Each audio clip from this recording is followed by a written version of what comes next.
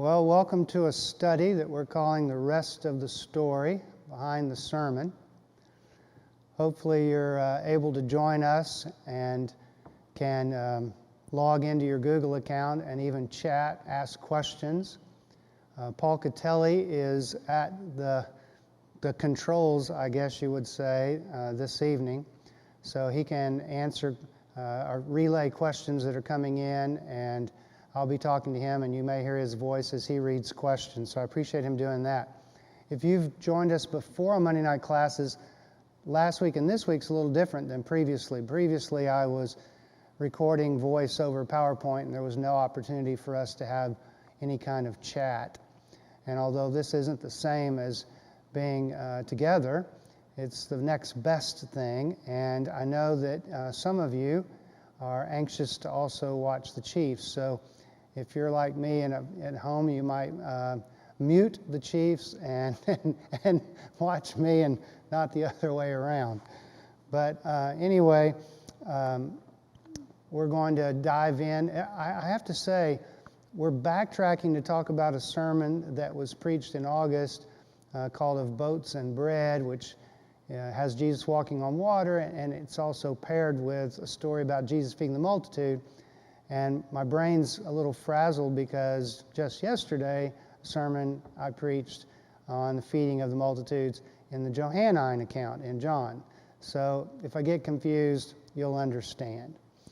I mentioned last week, and Paul, if we can go ahead and switch back to the slides, that for many of us, we crave something deeper and more meaningful in terms of interaction, because hearing Scripture read and someone saying, listen to what God might be saying to you, a time of silent meditation, or even a little interaction in the narthex or parlor in the old days, that's all good. It really is, but it's just not the same as having interaction together. And so that's kind of the notion of this class. I mentioned this last week. The old paradigm for preaching was people thought preacher puts the eggs in the people's baskets. I put in parentheses there the Shannon Weaver. This is a construct that communication people have used for a long time, and it was kind of this mathematical formula that the speaker, in this case a preacher, encodes what she or he wants to say, the listener decodes it, and it acted like it's just simple math. But the reality is, it's not true. And that new paradigm, Tom Long says, the preacher may break the eggs, but people make omelets. And that doesn't just mean that both have agency, it also means that it's not an easy math problem at all. It's a complicated math problem. And I think I may have mentioned last week how so often preachers will stand at the door and as people are leaving, hear comments that you make the preacher wonder, were they listening to the sermon that I preached? It's an interesting way that communication happens. I also mentioned last week that we have two goals for our time together. One is to reflect on the sermon. I put in parentheses there the notion of preaching with postmoderns. When I taught at the seminary, I taught an elective called Preaching with Postmoderns. Most people thought it should have been called Preaching to Postmoderns because that's the way preaching is normally thought of. That's the old preacher putting the eggs in the basket.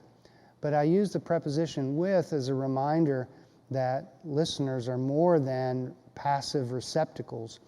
And postmoderns, if they're known for anything, it is the importance of dialogue and asking hard questions and wrestling with the truth.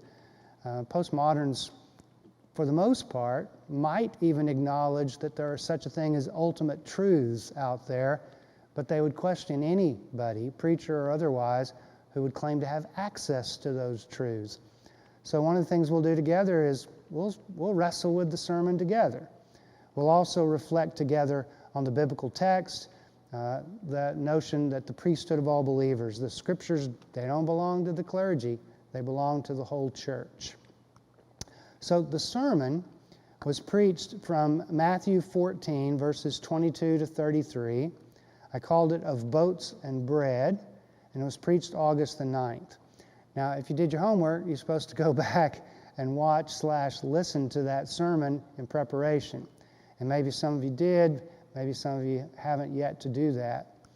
But just as a little reminder, here's a kind of summary that works in my brain. I call it slide sorter, and you can see on the right there the image of a PowerPoint. When you take a PowerPoint presentation and hit slide sorter, you get all these slides laid out. And that's the way I think of a sermon being put together. It's kind of like putting a movie together, so you could even call these scenes. And the sermon started with me talking about riding that boat on the Sea of Galilee and how things can either be holy or hokey. I then cited some popular interpretations of this kind of passage, which I definitely labeled hokey. Then I talked about how Matthew gives us some clues that storms and boats in the text represent the church, and the storms, of course, the hardships that were coming upon the early church. Told a brief story about a storm on Clear Lake when I was sailing in high school on a date. And then I made this interesting move, I think, because for Matthew's readers and the early church, and still in parts of the world, the church does face storms and persecutions, but that's not so true here in the States. So I talked about fears instead, because that features in the passage. And then I said, so what about the mission then? What's the mission of this thing called the church, the boat? And showed how Matthew gives us a clue that they went to the other side, which would be Gentile territory.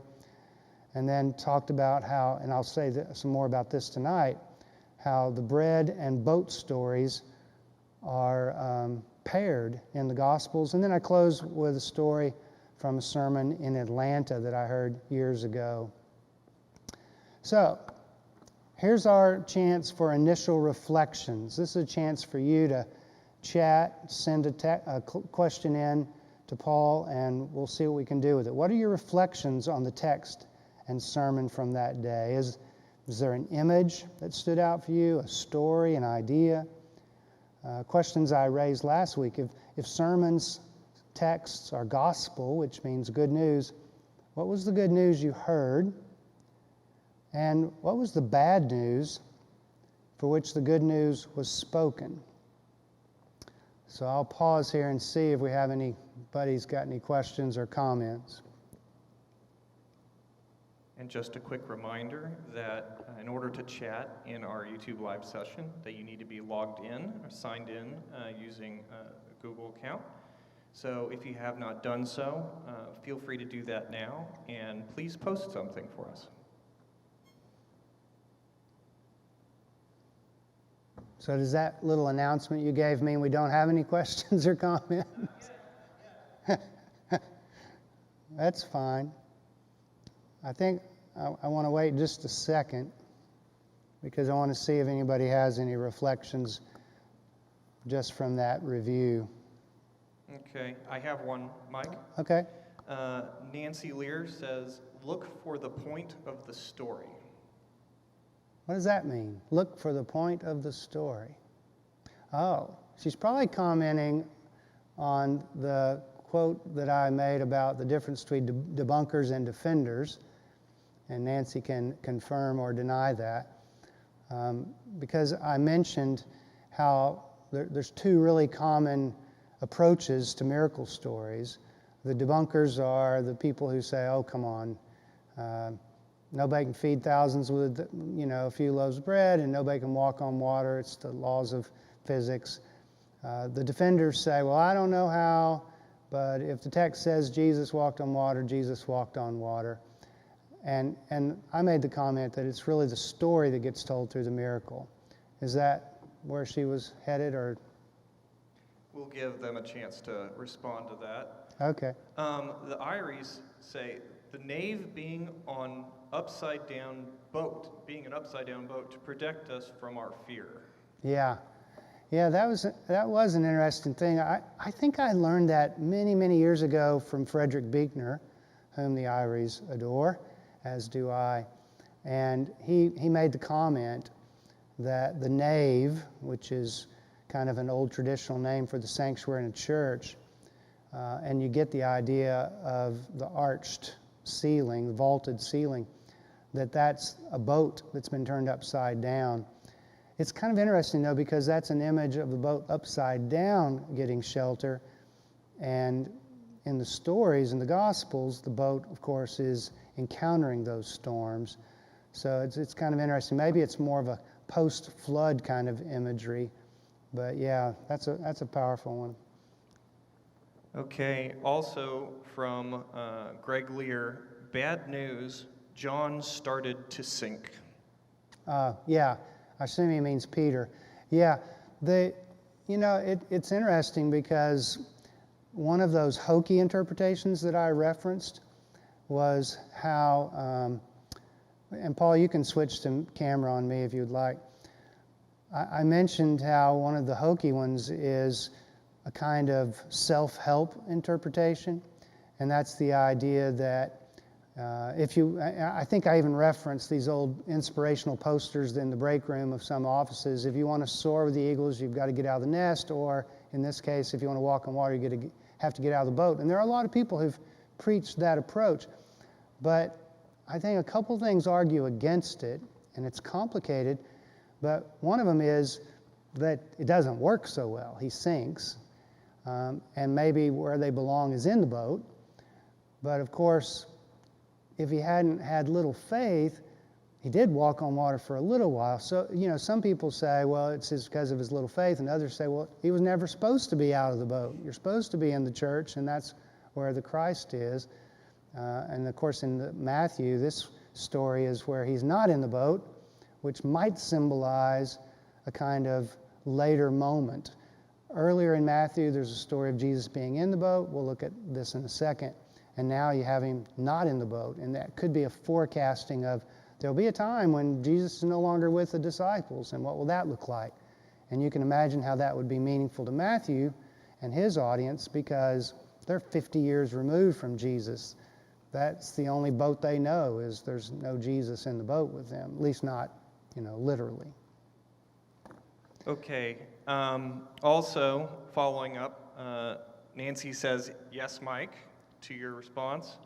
And Greg did mean Peter. Yes, okay. The Iries add, but we are not on the sea, so the nave over us is a good image to me, from Cindy. Yeah, good. So let's look at the text when we go back to the slide.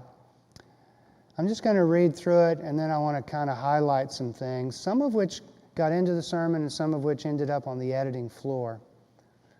So this is Matthew 14, beginning at verse 22. Immediately he made the disciples get into the boat and go on ahead to the other side while he dismissed the crowds. And after he had dismissed the crowds, he went up the mountain by himself to pray.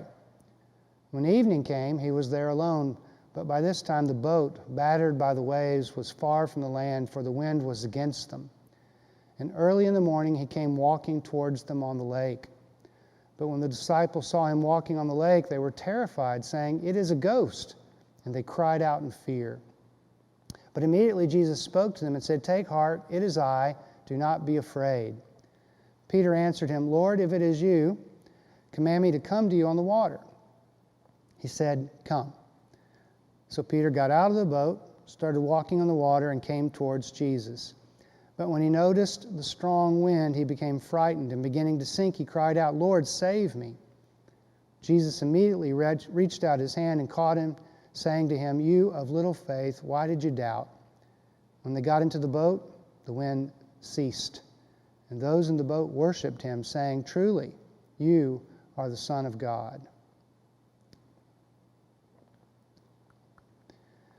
So many aspects merit attention, or as I like to say, beg for it, because preachers are always tempted to put in everything that they read. The first one being the other side. This was in the sermon. It's a kind of code language Matthew's using for Gentile territory. Second, by himself to pray. I didn't address this at all, but it is interesting because it indicates the calmness of Jesus while the church is facing this storm. Other versions of this story, by the way, have Jesus in the boat and in the middle of the storm, but he's asleep. And some of you know about the Delacroix painting of this at the Nelson, and that's one of those versions. And you just get the irony of that while we're so worried about the storms assailing the church, Jesus is asleep, which doesn't mean he doesn't care. It means he's not worried. Of course, there's a boat. We've talked about that, symbol of the early church. Battered, it's battered by the winds and the waves. It's the same word that was used for conquering armies. And so I mentioned this briefly in the sermon, that in the time of Matthew, he writes 10 years after Jerusalem's been destroyed by the Roman army, temple's been razed to the ground. So clearly, 10 years into that, the war, the revolt of the Jews has been squashed, and they are severely battered by the army. Early in the morning, it says, literally in the Greek, it's the fourth watch, which happens to be in the Gospel of Matthew the same time as the women discover that Jesus has been raised from the dead. And so he comes to them in the fourth watch, and they will, later in the Gospel, the women will go to the tomb at the fourth watch and discover that he's been raised. So some people see an echo of that. It would be a kind of foreshadowing. They were, of course, terrified. They cried out in fear. And there's no doubt that the Greek word means fear. But Matthew follows the lead of Mark on this. And sometimes in the Gospels, fear is code language for thickness. And by thickness, I mean, like they don't get it. They don't catch on. So in some ways, you could read the text as saying, and they didn't get it. They were totally baffled, as opposed to afraid or frightened. I suspect if you're in a real storm, you are frightened. But I think when you tell the story 50 years later, that could be a literary device to refer to their thickness. So what does Jesus say when he comes walking across the water and they cry out? Well, he says, don't be afraid, etc. But in the English it says, it is I, which is just the most awkward translation ever. That sounds like something one of the Three Musketeers would say. It is I, a swashbuckler or something. It's a bad translation. Ego eimi in Greek is I am. He says, do not be afraid, I am. Which of course in Exodus is the name of God that God gives to Moses to give to the people. You want to know God's name? I am. And so any reader of that would have said, oh my gosh, he's claiming to be the I am. So Peter says, well, Lord, if it is you, notice there's a recognition of lordship, calls him Lord, but he has this if. Although in Greek, there's two ways of saying if. Actually, there's more than two ways. But this one is not really if. This one is since. Lord, since it's you, command me to come. This would be like saying, well, if the Kansas City Chiefs won the Super Bowl last year, what are they going to do this year? Now, you notice I started that with if, but it's really since. I mean, they did. The only if is what are they going to do? So this is not a question of is it him, it's the lordship, and since it's you, command me to come. Of course, it doesn't work out so well, and so Jesus says, oh, you of little faith. And then it's interesting because most scholars consider that phrase a kind of double-edged sword in a way. It does sound like a kind of negative. You don't have enough faith, but he is a person of faith. So he has little faith, but in the Gospel of Matthew it says if you have just a little, it's enough to move mountains. So it's kind of a recognition that Peter is on the right road, but has not arrived fully. And then some, they worshiped him, bowed down in reverence.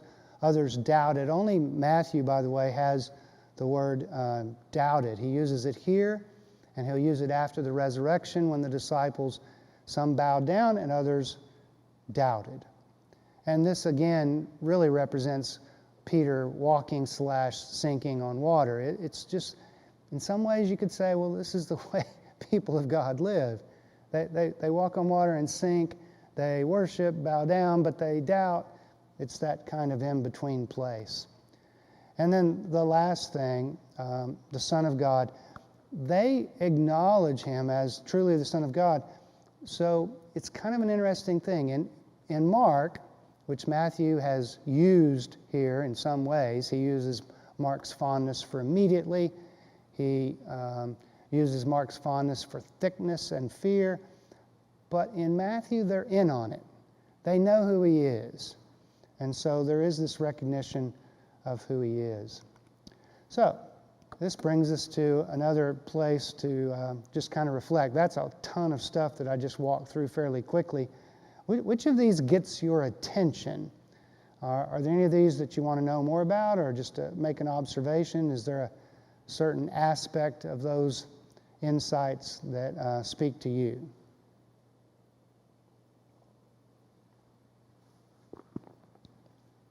Okay, at the very end of our last question session, Nancy Lear added, if we are worried about the church, we have to have faith to fix it.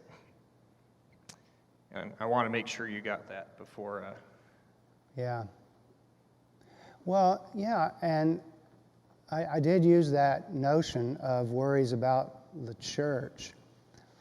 It's interesting because if little faith is enough, then we don't have to have a ton. We don't have to have an overwhelming. We don't have to be able to walk on water, but we have to have some. And we have to remember that Jesus is in the boat with us, at least metaphorically. Yeah, I wonder how many people resonated, because I mentioned a study out of Montreal where 50 cathedrals were for sale. Of course, I went on to say that I thought those kinds of fears about self-preservation were too small compared to what the boat's really for, the mission.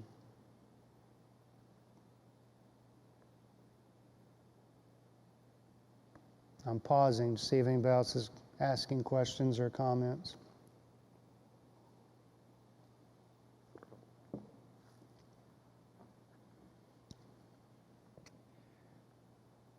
From Randy, thank you for clarifying it is I. That seemed awkward as it was translated. Yeah. I don't know why they do that. They know that it's supposed to be an echo of I am.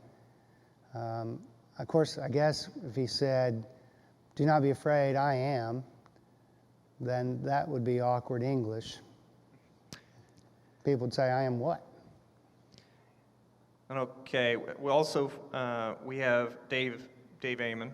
Yeah.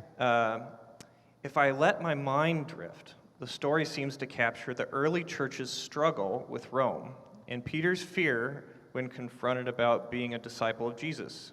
So he sinks. Yeah. Well, there's no question. The most common way, and Paul, you can put camera on me for a minute if you want. I think the most common thing when reading the Gospels in particular, if you're reading a letter of Paul, you know that it was written thousands of years ago. If you're reading a Gospel, you know it was written thousands of years ago, but the temptation is, because it's telling a story, is to go to the moment, to go on the Sea of Galilee during the storm as if Spielberg or whoever's taking us there, Ron Howard, whoever. And so we see them cry out, we see Peter sink, and so forth.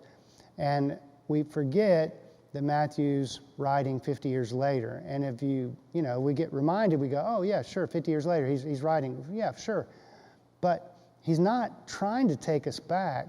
He's using an event in the past to bring it forward. And I think, as Dave points out, clearly the context is the Roman Empire.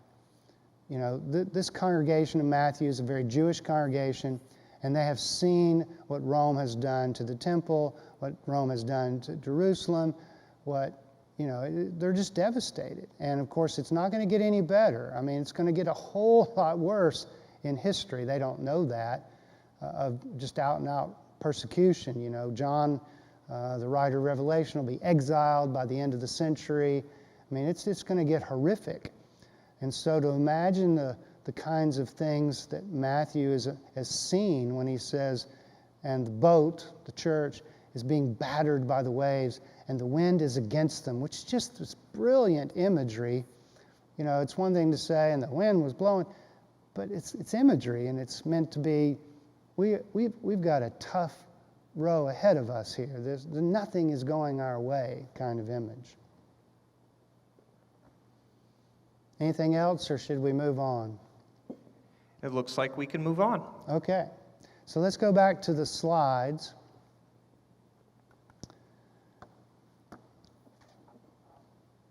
Now, I'm a Bible nerd, so maybe this excites me more than the average person. But when something occurs in all four Gospels, it's such a unique thing. The first three Gospels are called the synoptics. That literally means they see things similarly. I wouldn't say the same. And John's is very different. So it's rare that you get a story that occurs in all four Gospels. And in this case, it not only occurs in all four Gospels, it occurs twice in two of them, so you get 6 versions. So the calming the storm at sea occurs 6 times, we'll see it in a minute, with variations across all four Gospels. When something makes it to all four and gets repeated even twice in 2 of them, we're supposed to really pay attention. And the feeding of the multitudes is the other one. But the connection is what's complicated. In the synoptics, so that'd be Matthew, Mark, and Luke, there are 3 accounts with Jesus in the boat, and that's not in John. So it's kind of a typical thing, Jesus in the boat. That's the story we read, or it's not the story we read. We read one where Jesus comes walking on the water. So in the second one, in Mark, Matthew, and John, Jesus walks on water. So he's not in the boat, he comes walking on water. But Luke doesn't include it. And I think the reason is, this would be a great quiz question in seminary, why does Luke not include it? That's because he wants to write a 2nd volume. And because he wants to write the book of Acts, he knows that you got to save the best sea stories for Paul on the Mediterranean sailing to Rome. It's probably the reason. By the way, Matthew does copy Luke on this. In the version that we read, he doesn't call it the Sea of Galilee. It's not a sea, it really is a lake. And Luke knows that because he knows that there's a Mediterranean out there. And Matthew copies him here on it, which is kind of interesting. But the storm and feeding stories are often paired. So, question, why? What do they share in common? Why is the bread story and the boat story almost always, in these 6 versions, back to back? Like in Matthew, where we read tonight, and it says immediately he made the disciples get into the boat. Here's the verse just before it. And those who ate were about 5,000 men besides women and children. So Matthew does that. He goes into chapter 15, and he's got another feeding story. But it's so common. Why are they paired? What do they share in common? Well, we're meant to hear echoes of Exodus. We were already told that because the name I Am. So the I Am, God, delivers Moses and the Israelites through the Red Sea. Remember, they walk on dry land. And the I Am then feeds them in the wilderness. So what's going on in these stories? God delivers them through the sea and feeds them in the wilderness. Excuse me. And when I read that, I just think, that is so cool. In fact, on August 9th, I thought it was cool enough that the call to worship was actually an echo of Exodus. So the words that we read together were, through the waters, the Holy One of Israel delivered the peoples from Egypt. All praise be to the Lord our God. In the wilderness, the Holy One of Israel fed the peoples with bread. All thanks be to God. The Holy One of Israel is our strong deliverer. Now, granted, that's early in the service, and then a reading comes along, and a singing and offering and all kinds of things, and maybe by the time you get there, nobody knows it. But I know it. and now you know it if you didn't catch it at the time. It's interesting, too. John Dominic Crossan has a little book called The Essential Jesus. And he claims that besides teaching, healing and feeding are the essential characteristics of Jesus' ministry. So what I kept thinking was, and this is what really propelled me, that's kind of a boat metaphor, isn't it? That's what really propelled me in this sermon was the boat called church exists in large part to heal the hurting and to feed the hungry. When Jesus gets out of the boat, so many times the people have come there because they've heard about healings or they've heard about how he's feeding people. So before we move on again, let's see if there are any questions or comments coming in.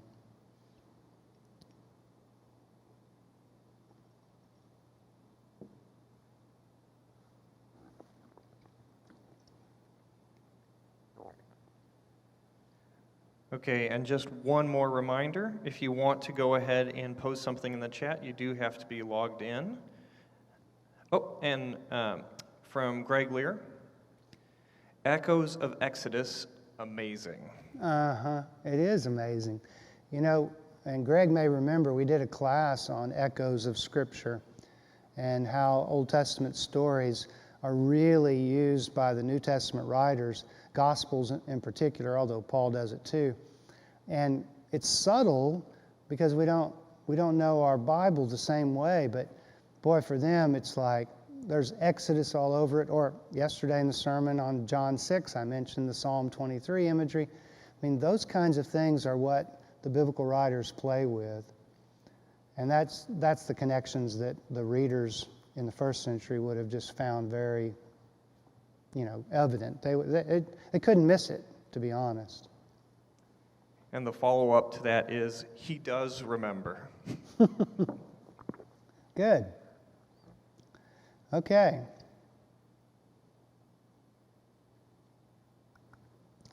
All right, so genre. One of the things I did in the first book that I wrote, The Sermon as Symphony, is explored literary genre and forms. And scholars make a distinction between those words. The genres are the larger literary units and types. Like, for instance, in the New Testament, there are only 4 genres. There's gospel, there's acts, there's epistles, and there's apocalypse. But within each of those, there are these smaller forms. And going back to what Nancy raised earlier and I commented on briefly, miracle stories are one of those kinds of literary forms within the Gospels. And miracle stories, I'm not sure exactly why, except, well, I guess I am. The reason we get caught up in the debunker defending thing is because we're moderns. And I mentioned postmoderns. Well, we're becoming postmodern, but the biblical record is pre-modern. Sometimes called an ancient worldview, but pre-modern. So their notion of somebody walking on water, they don't even bat an eyelash at that. That is no big deal. They know that it's the meaning of the story, just like mythology to them. They don't get caught up in, well, how in the world, what does that mean? They don't, that's not their thing. They live in a mythological world. What's the meaning of the myth? And so the miracle stories of Jesus, if this story were about the magic of Jesus, able to walk on water, there'd be a whole lot more said. For instance, one of the things I wrote down in my notes, when Jesus walks on water, do you think he has to step on top of waves that are coming? Or is he on some kind of level surface and waves go up to his shins? I have no clue. I don't know how you walk on water. And the gospel writers, they don't either. They don't care. They don't describe how he dipped his toe and made sure it was going to hold him up, and how Peter is walking along and then he starts. They really don't emphasize that. They're more interested not in debunking or defending. They're interested in describing the meaning, the import. I did read an interesting article on the difference between running versus walking on water. Greek and Roman mythology does have stories of people, gods, walking heroes, those kinds of things, running on water. And so the scholar I was reading said, some people said, well, this isn't something new, this was always done by heroes and gods, but this commentator actually made the point of saying, no, actually, Jesus does something different. It's not fast. Maybe if you ran fast enough, you could walk on water. No, Jesus walks, and the word is walks. He even, in a sense, stands still in this story. And the reason they say that is because when Peter says, well, Lord, that's you, command me to come, he says, come. So he must be waiting on Peter. There's this notion of a stability in the midst of the storm. That's the takeaway. Takeaway is not, as modern, postmodern people, to cite the laws of physics. Mind the gap.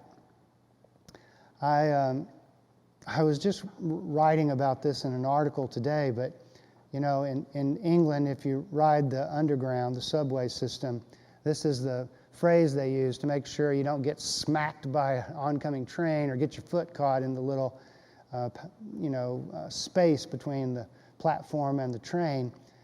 But mind the gap is really good advice for biblical studies. The distance between first century Mediterranean world and ours, it's just light years. And also between Jesus' time and Matthew's, I already commented on that. But the difference between then and now. So I mentioned that while some Christians do face persecution today, I wouldn't want to minimize that. We have a tendency in the States to say, but we're not facing persecution, failing to recognize that our brothers and sisters in Christ in other parts of the world are. But I instead focused on the fears of churches, and again, how those might be too small, too self-preserving, because on the other side, Jesus will feed the poor. As for the editing floor, there really were lots and lots of pieces that didn't get in. But the one that stands out to me is a scene from the movie Amistad. You may remember the Spielberg piece. It's just brilliant. I mean, there's a lot of little imagery there. One of the scenes, you can see the mast of 3 ships over the top of a building, and they resemble a cross, which it's pretty hard to miss. But there's also one of the slaves who's been held under arrest waiting for the trial, and he is reading a book, and his fellow slave says, you can't even read that, you don't understand English, but he's looking at the pictures, and he shows him these pictures of the Christ. And he has a halo, which would be true in a lot of Christian artwork, and he figures out that this was some kind of hero or God, and he says, then he was born, and that changed everything, and it shows pictures of Jesus walking on the water and a boat in a storm. And what really struck me about that is that that's how these slaves came over on the Amistad, in a storm. And of course, some who were sick were thrown overboard, and some, fell overboard and were drowned, and some committed suicide rather than to be slaves. And so to see an image of Jesus walking on water, and their eyes get really big in that scene, and you just kind of can't help but think, what does that mean to them? But I think, as we did last week, as always, biblical texts aren't just about interpreting the verses. You have to pull back and ask theological questions. Yeah, Jesus was born, but did it really change everything?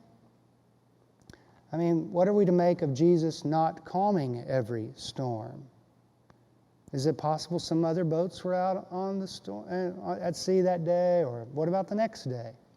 What about churches, Christians who drowned figuratively, literally? Where was Jesus? What do we make of Jesus not feeding everyone? He feeds 5,000, and the gospel writers are very clear. He was in this town. He was in this district. we can only imagine that there were poor, hungry people in other regions and districts. And of course, this really just brings up the problem of evil and suffering, which the technical term being theodicy, and it really is intractable. It is not an easy fix kind of issue. I think, though, what is clear is that we are called to partner with God to make a difference in the world.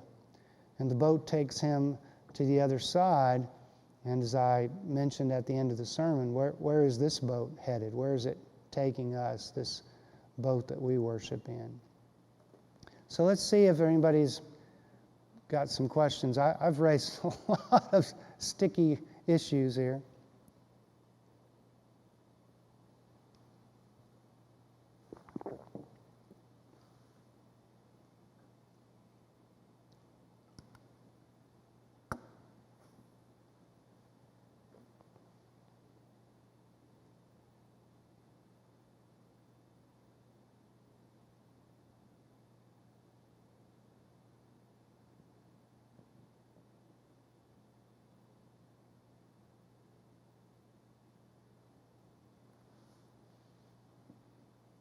I'm a patient man. We'll see.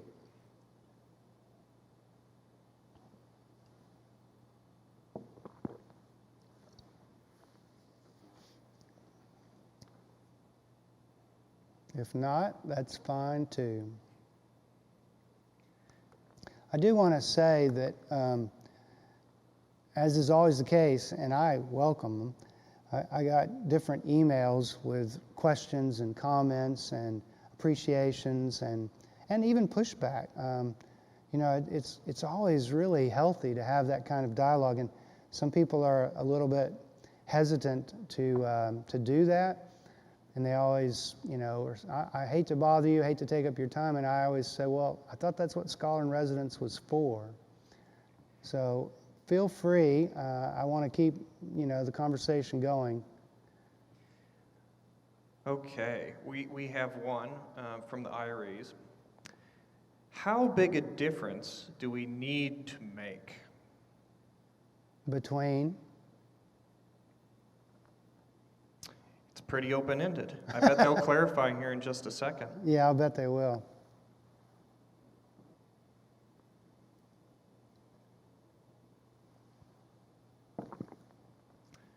We have a question from George Gordon. Okay.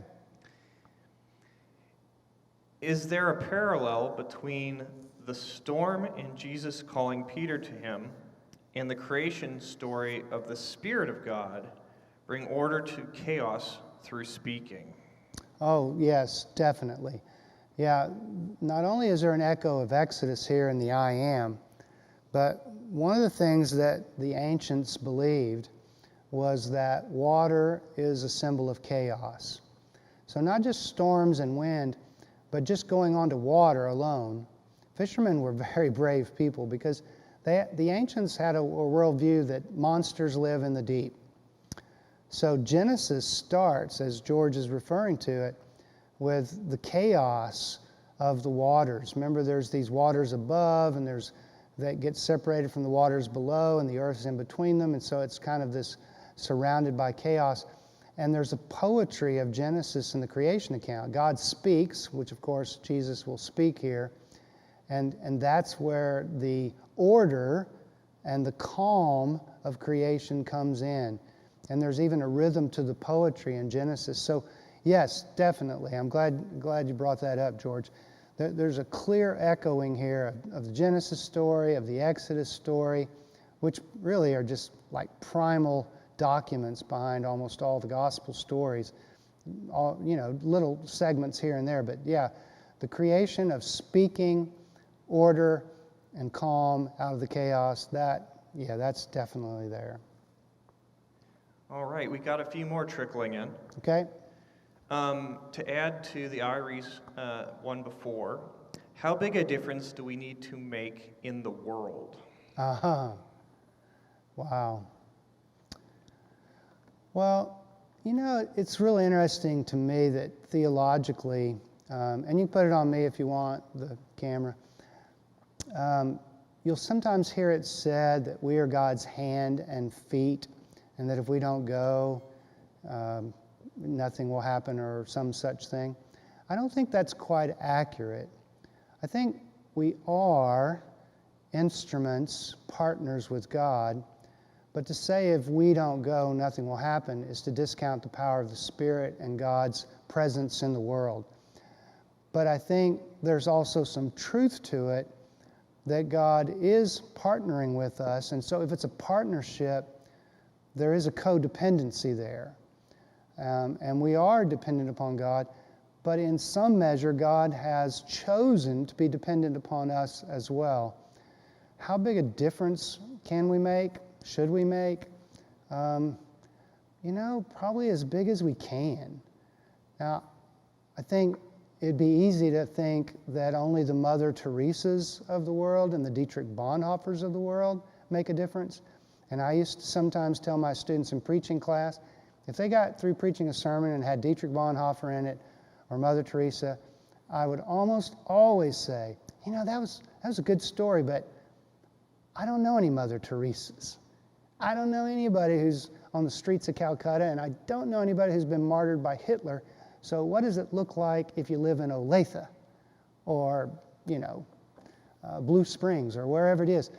So I think the big impact gets the news, but I think every impact matters. It's probably the way I would say it. Okay. And from Dave. Yes. We certainly have a lot of storms at the moment with the pandemic, racism, poverty, and political turmoil. There could not be a stronger call for justice. Yeah, I think you're right. A lot of storms. One of the images I even played with in my notes that didn't make it in was that very image. I thought, if we had radar, and I was kind of playing with this, I thought, if the disciples had radar, would they have gone out fishing that day if they knew there was a storm coming? And then I thought, we all watched the weather and radar. Yesterday I was watching the radar. But using that image that Dave brings up of the storms that we are all facing right now around the world, my gosh, the radar does not look good. There's no question about that. You'd have to put your head in the sand and deny all of the bright reds and oranges and yellows that would fill that radar screen. But I think if we had some analogy, we would also see maybe Christ is walking across the screen, or maybe there's some kind of break in it. I don't think we're, Pollyanna, we're not promised that all will work out and so forth. I don't think it's that simple, but I think we are promised He'll be with us in the boat, and there is a kind of refuge that we take.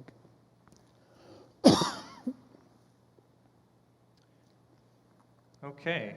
And from the ciphers, and they're testing my ability to pronounce things. So okay. If I mispronounce this, feel free to correct me, Mike. What is your thinking now about theodicy? And follows up with, maybe that is a little too broad. Yeah, well, I did a whole class on theodicy. It is intractable. I mean, there are scholars, theologians who have wrestled with this throughout the history. The word comes from God and righteous, and theodicy means, well, if God is righteous, then why is this happening?